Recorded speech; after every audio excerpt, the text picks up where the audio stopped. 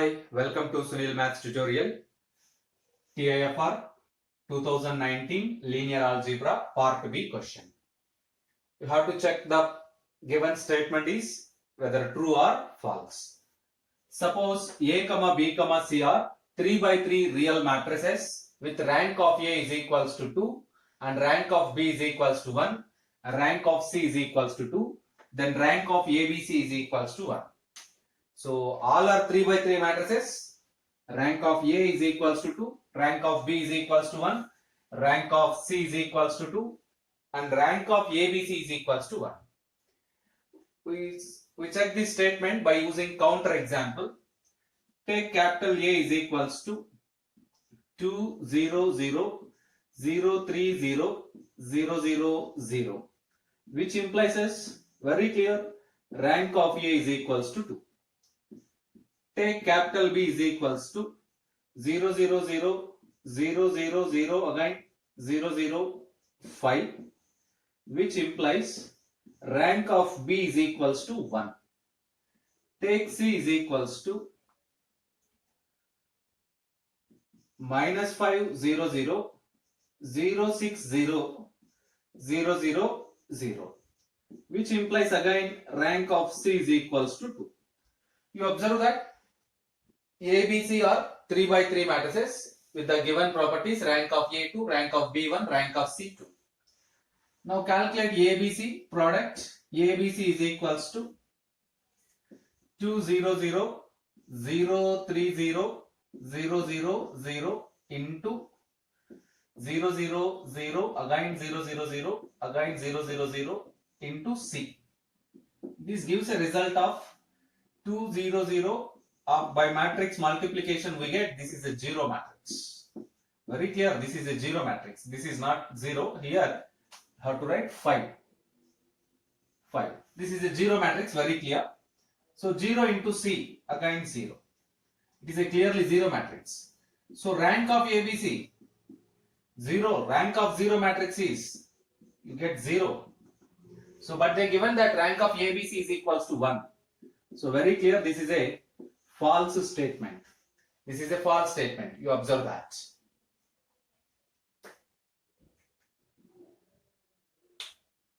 Again, TIFR 2019 Linear Algebra Part B question. So you have to verify the given statement is true or false. Capital A belongs to M10 of R. Capital A belongs to M10 of R means capital A is a matrix. Capital A is a matrix of order 10 by 10. Whose entries are real numbers,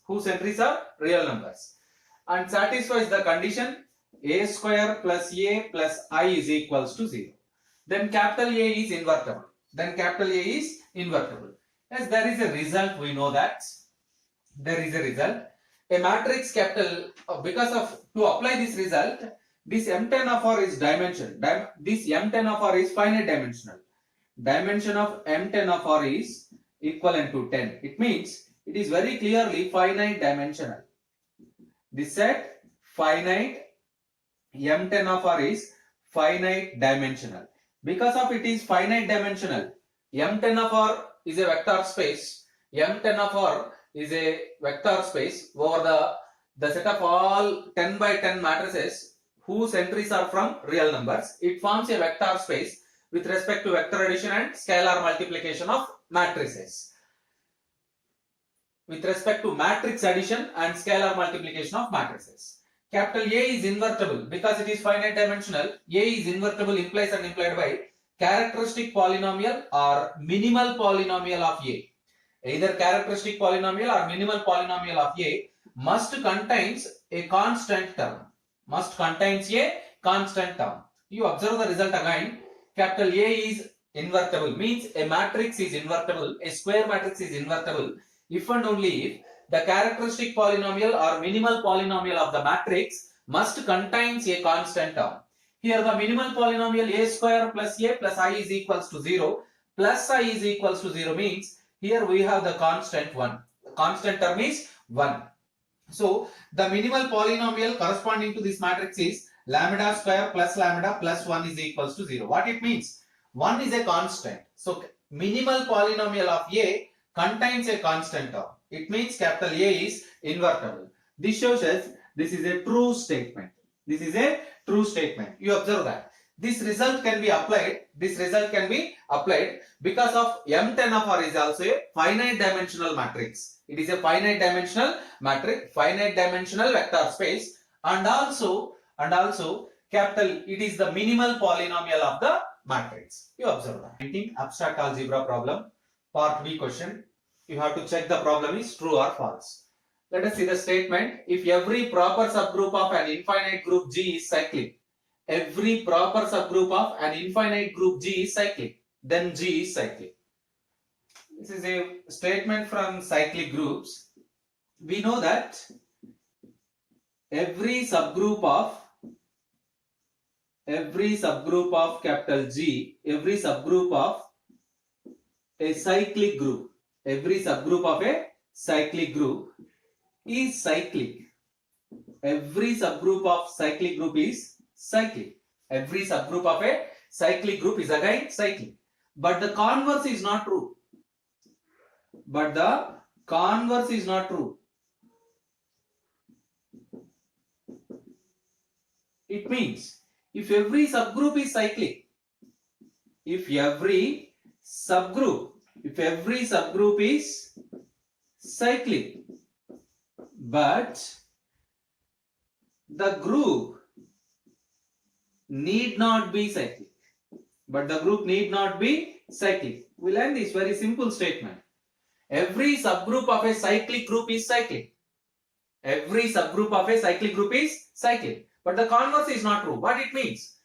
If all the subgroups of a group are cyclic, but the group need not be cyclic. According to this statement, this is a false statement. This is a false statement. Right? We give a counter example also for this statement. You observe that there is a set capital G is equals to A by 2 power k such that A belongs to Z, K belongs to N. It is very clear. It is very clear. It is an infinite group. It is an infinite group with respect to multiplication. And every subgroup of this group is, every subgroup of capital G is cyclic. Every subgroup of capital G, actually you write proper, every proper subgroup of capital G is cyclic. You observe that this is an infinite group but not cyclic. But not cyclic. This is the counter example for this statement. Capital G is an infinite group and every proper subgroup of G is cyclic. But G is not cyclic. But G is not cyclic. Hence, the given statement is a false statement. Actually, directly from theory also it is false. You observe this example also.